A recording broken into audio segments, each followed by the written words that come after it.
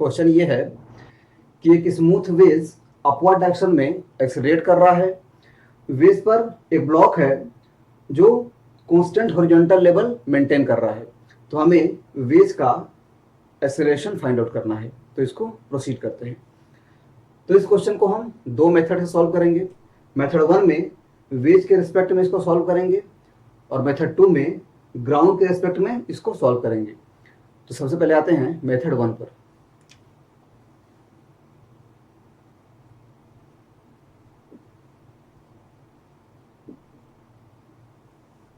तो मेथड 1 में हम वेज के रिस्पेक्ट में इसको सॉल्व करेंगे। तो सबसे पहले वेज के रिस्पेक्ट में ब्लॉक का फ्री बॉडी डायग्राम ड्रॉ करते हैं।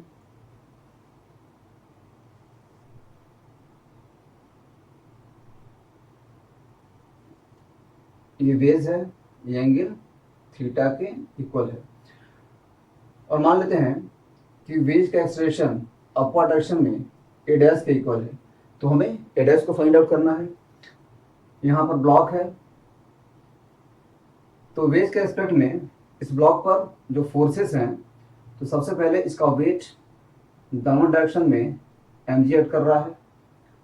मान लेते हैं कि वेज इस पर normal contact force n apply कर रहा है। अगेन वेज का फ्रेम नॉन इनर्शियल है, तो इस ब्लॉक पर सूडो फोर्स भी डाउन डायरेक्शन में एक्ट करेगा। तो इस ब्लॉक पर सूडो फोर्स होगा mass into acceleration of the ways, that is m a dash. ठीक है। अगेन मान लेते हैं कि वेज के रिस्पेक्ट में ब्लॉक का acceleration down the plane a के इक्वल है। ठीक है। Now component of all the forces down the plane must be equal to mass into acceleration, that is mg plus ma dash into sin theta। ठीक है। Normal का कोई भी component down the plane नहीं होगा और mg प्लस ma dash का component down the plane हो जाएगा mg plus ma dash sin theta, and this must be equal to mass into acceleration m into a। तो यहाँ पर mass mass cancel and this imply that g plus a dash is equal to a divide by sine theta, and this is equation 1। ठीक है। लेकिन condition ये है कि ground के रिस्पेक्ट में block same horizontal level maintain कर रहा है। तो ऐसा तभी पॉसिबल है जब ग्राउंड के रिस्पेक्ट में ब्लॉक का वर्टिकल एक्सेलरेशन 0 होना चाहिए।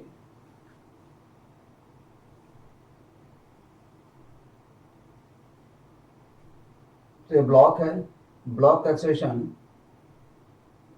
डाउन द प्लेन a के इक्वल है with respect to the wedge, और वेज का एक्सेलरेशन अपवर्ड डायरेक्शन में a डैश के इक्वल है। This angle is theta. ठीक है। और ये हॉरिजॉन्टल है। ठीक है। तो ब्लॉक का एक्सेलरेशन ग्राउंड के रिस्पेक्ट में ए और ए डैश का रिजल्टेंट होगा और हम चाहते हैं कि block same horizontal level maintain करे। ऐसा तभी पॉसिबल है जब ब्लॉक का एक्सेलरेशन वर्टिकल में 0 होना चाहिए, मतलब ए का डाउनवर्ड कंपोनेंट ए डैश के इक्वल होगा। ये एंगल थीटा हो गया, तो ए का डाउनवर्ड कंपोनेंट हो जाएगा a sine theta. So a dash must be equal to a sine theta because vertical acceleration of the block with respect to the ground must be 0। This is equation 2। ठीक है। तो यहां पर हम a dash की value find out कर सकते हैं। 2 unknowns and 2 equations. So this imply that, तो यहाँ पर हम a की वैल्यू यहाँ से पुट करते हैं, तो हो जाएगा g equal to a dash by sine square theta minus a dash. So this imply that g equal to a dash 1 minus sine square theta, that is cos square theta divide by sine square theta, and this implies that a dash is equal to g into tan square theta. ये answer हो गया, ठीक है। This should be the acceleration of the waves in upward direction, ठीक है। अब आते हैं मेथड 2 पे।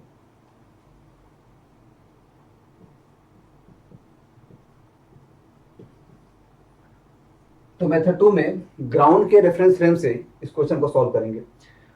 तो सबसे पहले ग्राउंड के रेफरेंस फ्रेम से ब्लॉक का फ्री बॉडी डायग्राम ड्रॉ करते हैं।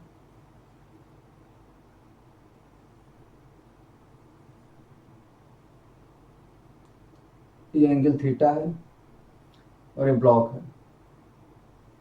तो ग्राउंड के फ्रेम से इस ब्लॉक पर सिर्फ दो फोर्सेस एक्ट कर रहे हैं। डाउनवर्ड डायरेक्शन में ब्लॉक का वेट mg एक्ट कर रहा है और वेज इस पर contact force normal to the surface n apply कर रहा है, ठीक है।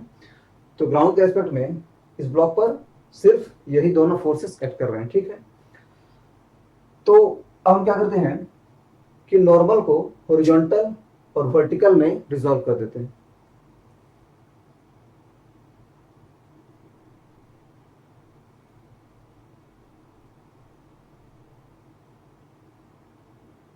यहां पर ये वाला एंगल थीटा के इक्वल हो जाएगा। तो हम देख सकते हैं कि नॉर्मल का जो अपवर्ड कंपोनेंट है वो n cos थीटा है और horizontal component n sin theta है। जो ब्लॉक है इस पर डाउनवर्ड डायरेक्शन में mg फोर्स एक्ट कर रहा है, अपवर्ड डायरेक्शन में n cos थीटा एक्ट कर रहा है और हॉरिजॉन्टल डायरेक्शन में इस तरफ n sin थीटा इस पर एक्ट कर रहा है, ठीक है। तो ग्राउंड के रिस्पेक्ट में block constant horizontal level maintain कर रहा है। तो ऐसा तभी पॉसिबल है जब ग्राउंड के रिस्पेक्ट में ब्लॉक पर नेट फोर्स 0 होना चाहिए। So we must have n cos theta equal to mg,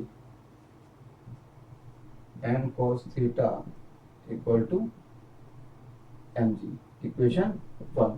again n sin theta की वजह से ब्लॉक एक्सेलरेशन कुछ हॉरिजॉन्टल डायरेक्शन में होगा। तो हम मान लेते हैं कि ब्लॉक का एक्सेलरेशन हॉरिजॉन्टल डायरेक्शन में मतलब इस तरफ a के इक्वल है, ठीक है। So we have n sin theta equal to mass into acceleration, n sin theta equal to mass into acceleration. This is equation 2, ठीक है। अगेन ब्लॉक और वेव्स दोनों हमेशा कांटेक्ट में है, तो इसको अप्लाई करना होगा। तो यहां पर